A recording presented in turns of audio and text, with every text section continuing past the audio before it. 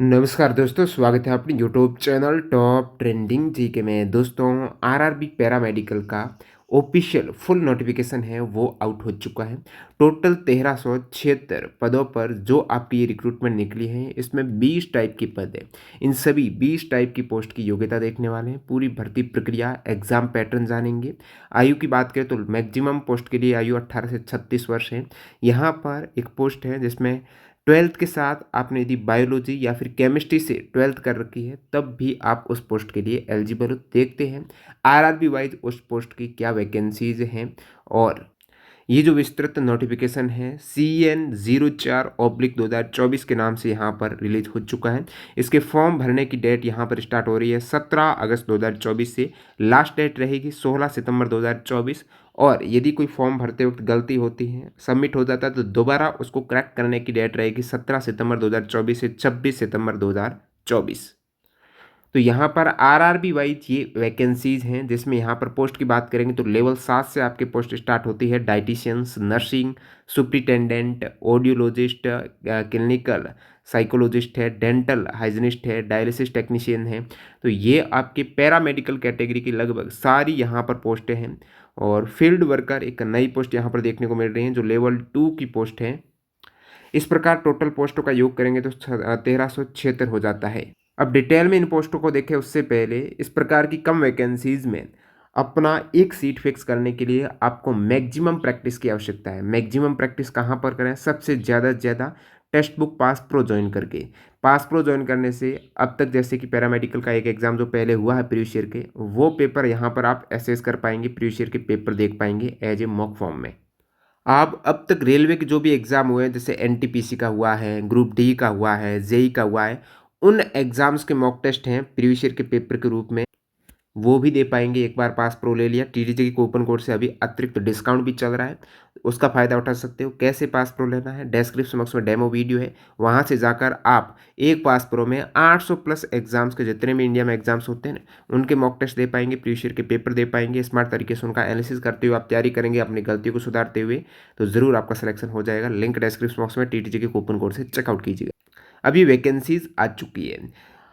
अब इसमें आप देखेंगे अलग अलग पोस्ट के लिए अलग अलग योग्यता है। मेडिकल स्टैंडर्ड इतना टफ नहीं है, किसी में ए वाला नहीं है, सभी में B1 मेडिकल स्टैंडर्ड है, जो टफ से टफ यहाँ पर देखने को मिल रहा है। और उसके बाद यहाँ पर जो एज आपकी काउंट की जाएगी ना, वो 1/1/2025 से की जाएगी। और सभी पोस्ट के आगे आपकी एज दे रखी है, किस पोस्ट में क्या एज लिमिट चाहिएगी। तो सबसे पहले जो 1/1/2025 है, तो मैक्सिमम 18 से 36 है। और ये कोविड-19 की 3 साल की छूट के बाद की स्थिति है। जिस भी एज ग्रुप में आप आते हो, 18 से 33, 36, 43, 38 है, उनकी यहाँ पर आयु किन के मध्य होनी चाहिए? लोअर एज लिमिट तो फिक्स है, लगभग 18 ही है। यहाँ पर 19-20 है, वो थोड़ा देख लेना। 19-20-21 कुछ पोस्ट के लिए लोअर एज लिमिट है, बाकी अपर एज लिमिट में कैटेगरी वाइज भी बदलाव है। अब सीधा मैं आपको ले चलता हूँ पोस्ट पैरामीटर्स में, जो अलग अलग पोस्ट के लिए अलग अलग आपकी योग्यता है, लोअर एज अपर एज है, उनकी बात करते हैं। पहली यहाँ पर पोस्ट है नर्सिंग सुप्रिटेंडेंट, 7वें लेवल की पोस्ट है। C1 मेडिकल स्टैंडर्ड मांगा गया है। लोअर एज 20 से 43 है। इसके लिए आपको क्या चाहिए? तो सर्टिफिकेट, अब थोड़ा इसको जूम करते हैं, नर्सिंग सुप्रिटेंडेंट यानी आप होने चाहिए registered nurses and midwife having pass 3 year course in GNM। GNM का 3 साल का कोर्स आपका अनिवार्य है। ये नहीं है तो BSc नर्सिंग है तो भी चलेगा। तो नर्सिंग सुप्रिटेंडेंट की पोस्ट के बाद सेकेंड पोस्ट है cardiac technician. Cardiac technician level 4 की पोस्ट है, B1 मेडिकल स्टैंडर्ड है। 18 से 36 आयु वर्ग आपका रहेगा, उसके अकॉर्डिंग आपको आयु बताई है। और इस पोस्ट के लिए ये कार्डियक टेक्नीशियन है, तो हायर सेकेंडरी 12th आपके साइंस में होनी चाहिए। अब ऐसा नहीं केवल 12th साइंस में है तो काम बनेगा, नहीं, आपका एक सर्टिफिकेट कोर्स भी इसमें होना चाहिए कार्डियक टेक्नीशियन में। ये नहीं है उसके इसमें आपका डिप्लोमा होना चाहिए कार्डियोलॉजी लैब इन्वेस्टिगेशंस, और जिसमें ECG हैं वो इंक्लूड हो, होल्टर एंड TMT हैं वो आपके ट्रेडमिल टेस्ट वगैरह ये इंक्लूड होने चाहिए। Candidate trend in echocardiography is preferable, जो इकोकार्डियोग्राफी में ट्रेंड है उनको वरीयता मिलेगी।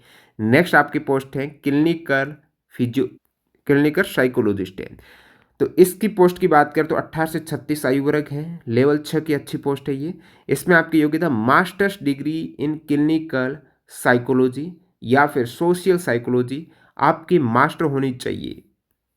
सोशल साइकोलॉजी में है या फिर क्लिनिकल साइकोलॉजी में है, तब आप इस पोस्ट के लिए एलिजिबल रहेंगे। सभी पोस्ट में कितनी वैकेंसीज हैं वो अपन ने ऊपर बात की है, नहीं देखी तो यहाँ पर दोबारा देख लो। प्रत्येक पोस्ट के लिए number of vacancy all RRB में इतनी वैकेंसीज है। हाईएस्ट जिसमें नर्सिंग सुपरिटेंडेंट की है 713 वैकेंसीज। सेकेंड हाईएस्ट देखेंगे 246 वैकेंसीज है फार्मासिस्ट की, जो डी फार्मा बी फार्मा आप करते हो ना, उनकी है। उसके बाद यहाँ पर 126 वैकेंसीज है health and malaria inspector grade 3 की। और फिर यहाँ पर वैकेंसीज 94 है लेबोरेटरी असिस्टेंट ग्रेड 2 की है। और इस प्रकार ये उसके बाद नीचे ही है 100 से कम ये वैकेंसीज 64 वैकेंसीज है एक्सरे टेक्नीशियन की है। और फील्ड वर्कर की वैकेंसीज महज 19 है, इसकी अपन बात करेंगे, फोकस करेंगे इस पर। चौथी पोस्ट है ईसीजी टेक्नीशियन है, लेवल 4 की पोस्ट है, 18 से 36 आयु वर्ग है। और इसमें आपके 10+2 यानी 12th या फिर ग्रेजुएशन है, 12th या ग्रेजुएशन किसी में भी, साइंस है।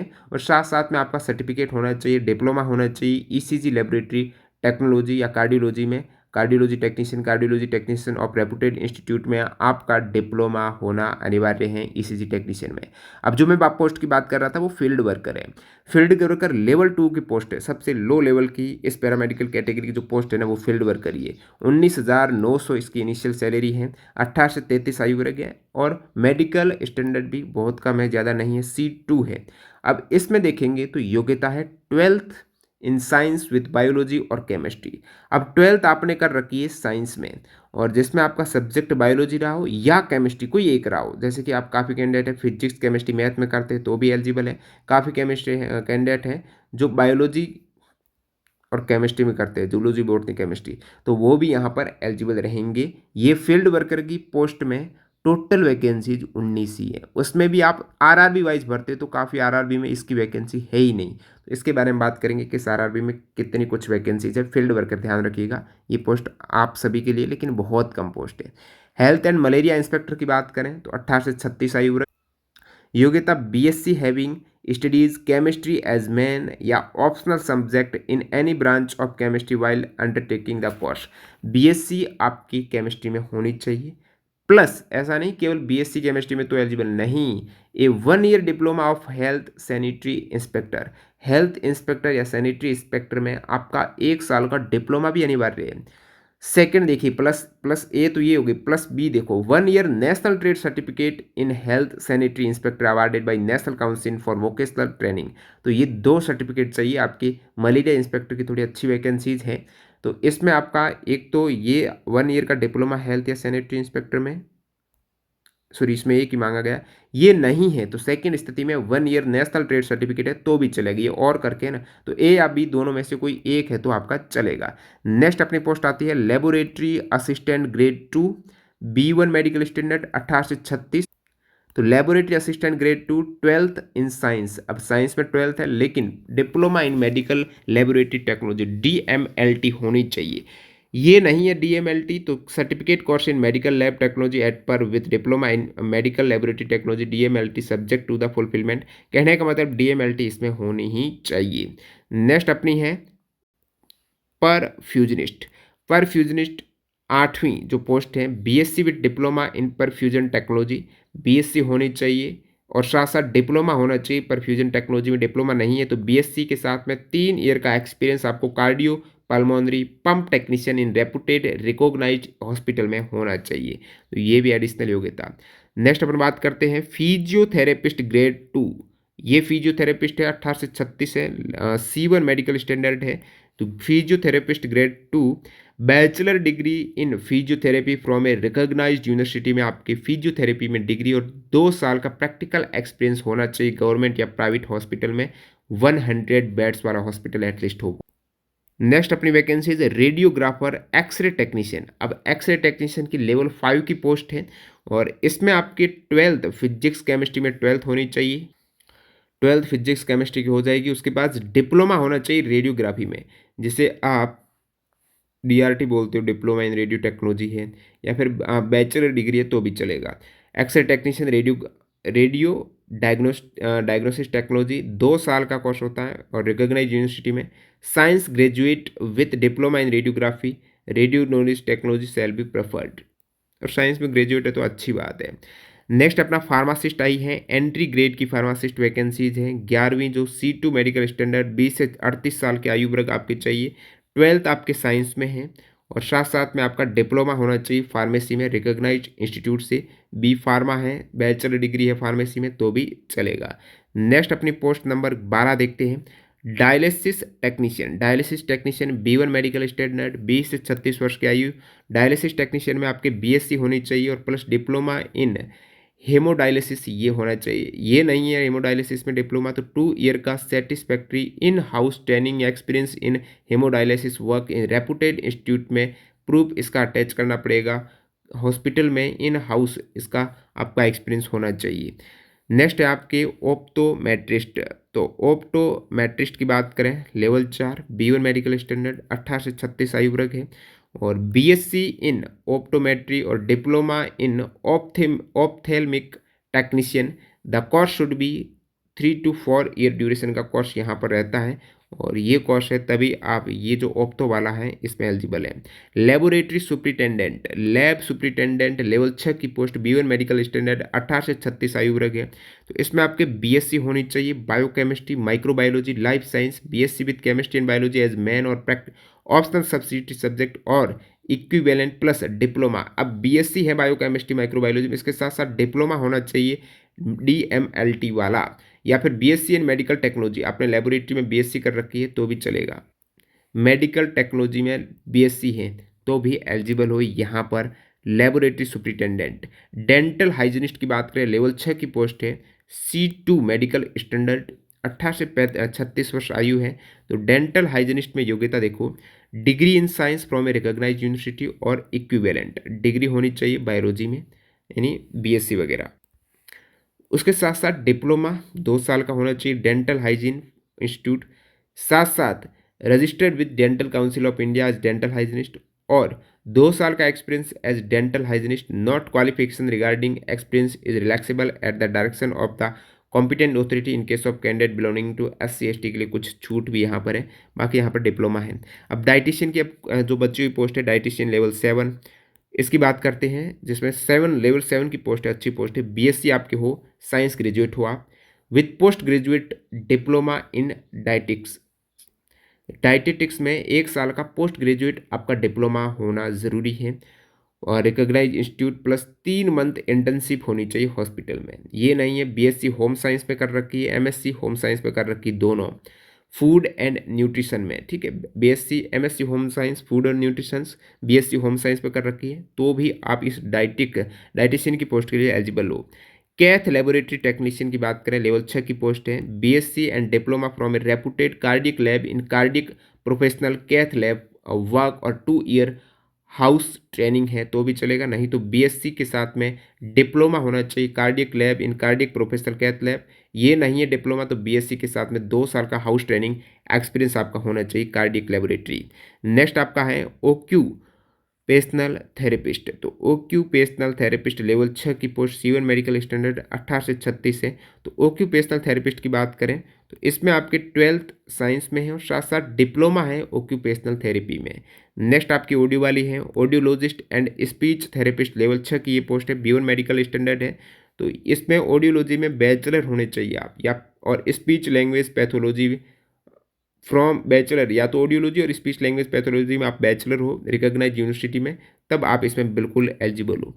अंतिम पोस्ट स्पीच थेरेपिस्ट की अलग से पोस्ट है लेवल 5 की। तो स्पीच थेरेपिस्ट में BSc कर रखी है, साथ साथ डिप्लोमा आपने ऑडियो एंड स्पीच थेरेपी में कर रखा है और 2 साल का एक्सपीरियंस है आपको इस क्षेत्र का तब आप एलिजिबल हो। तो ये 20 प्रकार की पोस्ट में अलग अलग योग्यता है।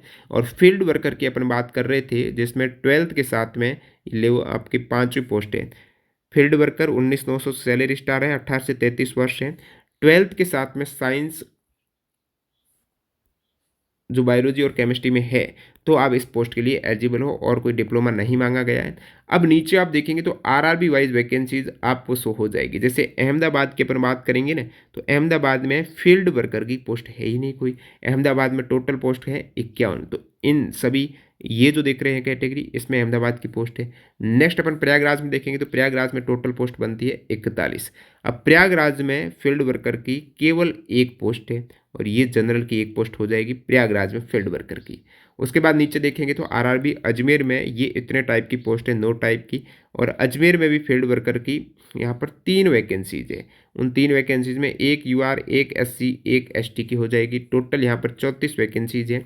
नेक्स्ट यहाँ पर बात करेंगे अपन बेंगलोर में। बेंगलोर में ये टोटल 8 टाइप की पोस्ट हैं, जिसमें आप कैटेगरी वाइज देख सकते हो, और इसमें फील्ड वर्कर की पोस्ट है ही नहीं बेंगलोर में। नेक्स्ट अपन बात करते हैं आरआरबी भोपाल की। भोपाल में वैकेंसीज़ की बात करें तो टोटल 41 वैकेंसीज हैं और इसमें भी फील्ड वर्कर की वैकेंसीज नहीं है। रेडियोग्राफी एक्सरे की है, नर्सिंग सुपरिटेंडेंट की मिल जाएगी आपको।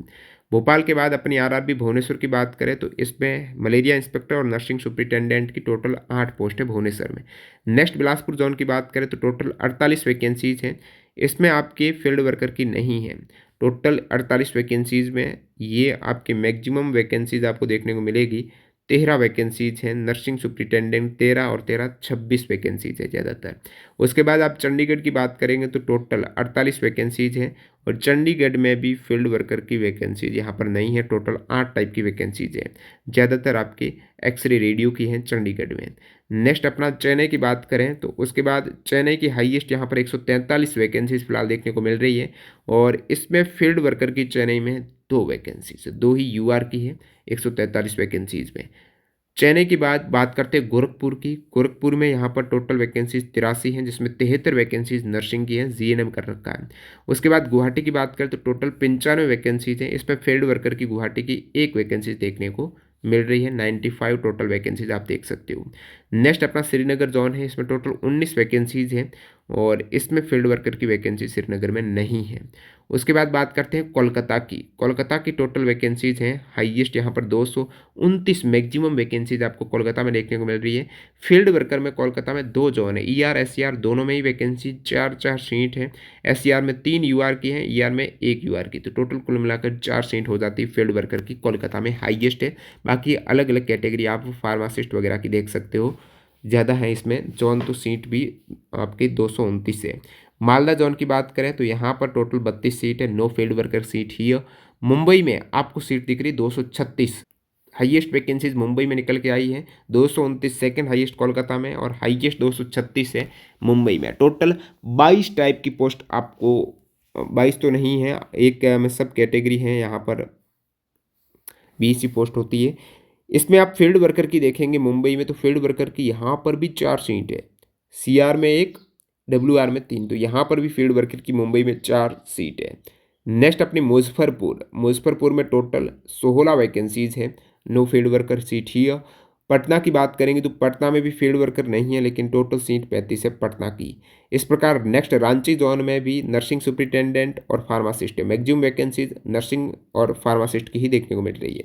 सिकंदरा में बात करेंगे, नर्सिंग की वैकेंसीज हैं 14 + 40 और फार्मासिस्ट की 8 वैकेंसीज हैं, फील्ड वर्कर की इधर भी नहीं है। सिलीगुड़ी की बात करें तो यहाँ पर टोटल वैकेंसीज हो जाती है 26 और यहाँ पर भी फील्ड वर्कर की वैकेंसीज कुछ चुनिंदा 4-5 आरआरबी में ही देखने को मिली। इस प्रकार से टोटल यहाँ पर 1376 वैकेंसीज हैं और इसमें भी आप अपनी योग्यता के अनुसार यदि एक से अधिक पोस्ट के लिए आप एलिजिबल हो तो भी वहाँ पर आप वरीयता दे सकते हो। एग्ज़ाम पैटर्न की बात करें तो केवल एक सीबीटी एग्ज़ाम्स होगा और सीबीटी एग्ज़ाम्स के बाद आपका सीधा ही डीवी हो जाएगा, फॉलोड बाय डॉक्यूमेंट वेरिफिकेशन। अब इसमें आप आरआरबी वाइज फॉर्म भरते हो। क्वेश्चन पेपर आएगा सिंगल सीबीटी, 90 मिनट का समय, 100 क्वेश्चंस रहेंगी और इसमें standard of questions for single state CBT will be generally in conformity with the educational standard और मिनिमम प्रोफेशनल जो क्वालिफिकेशन के अकॉर्डिंग आपका पेपर आने वाला है। अब सभी के लिए कॉमन सिलेबस, जैसे कि इसमें आप देखेंगे जनरल अवेयरनेस सभी के लिए कॉमन, अर्थमेटिक मैथ्स वाला कॉमन है, रीजनिंग वाला कॉमन है, जनरल साइंस ये सेक्शन सभी के लिए कॉमन है। जो प्रोफेशनल एबिलिटी है उसका सिलेबस है सभी पोस्ट के लिए अलग अलग है। तो प्रोफेशनल एबिलिटी के मैक्सिमम सवाल आने वाले यहाँ पर 70 क्वेश्चन है 70 मार्क्स के, जीके के 10 क्वेश्चन 10 मार्क्स के और maths plus reasoning 10 questions 10 marks की, साइंस 10 क्वेश्चंस 10 मार्क्स की। तो बाकी पोर्शन 30 मार्क्स का है और 70 क्वेश्चंस यहाँ पर आपकी प्रोफेशनल एबिलिटी, सभी का अलग अलग सिलेबस यहाँ पर नीचे दिया गया है। 100 क्वेश्चन 100 मार्क्स 90 मिनट का आपको समय दिया जाएगा। फॉर्म फी रेलवे की सेम है, वो भी 500 रुपये हैं। बाकी SC ST आप फीमेल कैंडिडेट तो 250 रुपये, इनमें से रिफंड हो जाते हैं 500 में से 400, 250 के 250 रिफंड हो जाते हैं। यदि आप एग्जाम देने जाते हो उस केस में रिफंड होंगे। बाकी आपको एज लिमिट वगैरह बता दी है और जो इंपॉर्टेंट पॉइंट है वो देखते हैं। केवल एक ही आवेदन आप भर सकते हो, एक से अधिक आवेदन करेंगे तो आपका रिजेक्ट हो जाएगा। जैसे ही आपका CBT एग्जाम्स हो जाएगा, जितनी वैकेंसीज हैं उतने ही कैंडिडेट नेक्स्ट बुलाए जाएंगे डॉक्यूमेंट वेरिफिकेशन के लिए, ये ध्यान रखना। नेगेटिव मार्किंग कितनी है, तो प्रत्येक गलत उत्तर के लिए आपके 1/3 नेगेटिव मार्किंग यहाँ पर रखी गई है। मिनिमम मार्क्स लाने आपको जरूरी है। UR के लिए 40 है, OBC SC ST के लिए, OBC SC के लिए 30 है, ST के लिए 25%। एक से ज़्यादा शिफ्ट में एग्जाम होगा तो आपका इस फॉर्मूले के बेसिस पर नॉर्मलाइजेशन होगा। आवेदन कैसे करें उसमें बताया गया है कि each candidate is allowed to apply to only one RRB, केवल एक RRB को आपको सेलेक्ट करना है और एक ही कॉमन ऑनलाइन एप्लीकेशन फॉर्म आपको सबमिट करना पड़ेगा, ठीक है। यदि वो एक से अधिक पोस्ट के लिए एलिजिबल है तो उनको प्रेफरेंस बढ़ाई जाएगी, पहली कौन सी पोस्ट में आप जाना चाहते हो। केवल एक RRB में ही वो आप फॉर्म भर सकते हो। Application should be submitted only through any of the official RRB website. जो भी टेलीग्राम चैनल की लिंक आपको डिस्क्रिप्शन बॉक्स में मिलेगी, वहाँ पर लिंक अपन अवेलेबल करा देंगे जैसे ही फॉर्म स्टार्ट होगा। और बाकी आपका रिसेंट पासपोर्ट साइज फोटो है, 70 से 30 KB के मध्य होना चाहिए और 12th फोटो उनकी कॉपी आपको पास में रखनी है। यदि आपका सिलेक्शन होता है तब काम आएगी। एक बार आप अपनी RRB चॉइस कर लेते हो, उस केस में दोबारा उसको मॉडिफाई आप नहीं कर सकते हो, ध्यान रखें। अब जो 70 नंबर का आपका पोर्शन आ रहा था, जिसमें ये सिलेबस आपके पोस्ट के अकॉर्डिंग था, तो सभी पोस्ट का यहाँ पर सिलेबस दे रखा है। ऑडियोलॉजिस्ट की जैसे आप देखेंगे, कार्डिक टेक्नीशियन देखेंगे, क्लिनिकल साइकोलॉजिस्ट देखेंगे। इस टाइप से कैंडिडेट सोच रहे हैं कि फील्ड वर्कर का क्या सिलेबस होगा, तो यहाँ पर आपको बता देता हूँ फील्ड वर्कर का। ये ले अब 5 कैटेगरी की पोस्ट है ना फील्ड वर्कर का। तो इसमें आपकी physiology of conception, contraception, various method contraception की, नेशनल इम्यूनाइजेशन शेड्यूल्स के बारे में आपको पता होना चाहिए, टीकाकरण, न्यूट्रिशंस, न्यूट्रिशंस पोर्शन जो न्यूट्रिशन है उसके बारे में, और प्रसव के बाद प्रसव के पहले कैसे केयर करनी है उसका ध्यान, target groups of family planning के लिए जो टारगेट दिया जाएगा, incentive for accepting small family, norm special, personal hygiene कैसे रखनी है, communicable and non communicable disease के बारे में, HIV एड्स के बारे में, वाइटल स्टैटिक्स, बर्थ रेट, आपको डेथ रेट है, organisational chart for family welfare branch, एक तरीके से फैमिली के बारे में ध्यान रखना है, मृत्यु दर, जन्म दर है, कैसे फैमिली प्लानिंग करने लोगों को समझाना है, किस प्रकार आपको कॉन्ट्रासेप्शन वगैरह की डिटेल में जानकारी होनी चाहिए, मेथड वगैरह, यही सिलेबस है। बाकी आप देखेंगे अलग अलग पोस्ट के लिए, सभी 20 टाइप की पोस्ट के लिए अलग अलग सिलेबस है। और जो कॉमन पोस्ट थी जनरल अर्थमेटिक्स, सभी के लिए सेम सिलेबस है। मैथ्स रीजनिंग GK जो 30 नंबर का पोर्शन था ना, जैसे कि साइंस आपके 10th स्टैंडर्ड की आएगी, फिजिक्स केमिस्ट्री और लाइफ साइंस। तो 10th स्टैंडर्ड की NCERT बेस्ट साइंस है, वो आपको कराई जा रही है। डिस्क्रिप्शन बॉक्स में प्लेलिस्ट की लिंक दे देंगे, बिल्कुल NCERT फैक्ट आधारित पूरा डिटेल में आप देखेंगे तो वाकई मज़ा आ जाएगा। तो 9th की अब में उसमें लगभग कवर हो चुकी है, 10th की अपन जल्द स्टार्ट करेंगे, तो वो ज़रूर देखना। आप प्लेलिस्ट है, बिल्कुल फ्री ऑफ कॉस्ट है। बाकी GK maths reasoning normal portion ध्यान रखना, ये सारा कुछ आने वाला है। तो और कोई डाउट है वो आप कमेंट सेक्शन में बताएंगे। वीडियो पूरा देखने के लिए आपका बहुत बहुत धन्यवाद। इसकी PDF मैं टेलीग्राम पर डाल दूंगा, टेलीग्राम चैनल की लिंक डिस्क्रिप्शन बॉक्स में, मेक श्योर कीजिएगा वो आपका ज्वाइन है। साथ ही साथ न्यू कैंडिडेट जो टेक्स्ट बुक टेस्ट सीरीज लगाना चाहते हैं, TTT के कूपन कोड यूज़ कर लेना, वहाँ पर एक्स्ट्रा डिस्काउंट चल रहा है। मिलते हैं नए वीडियो में, धन्यवाद।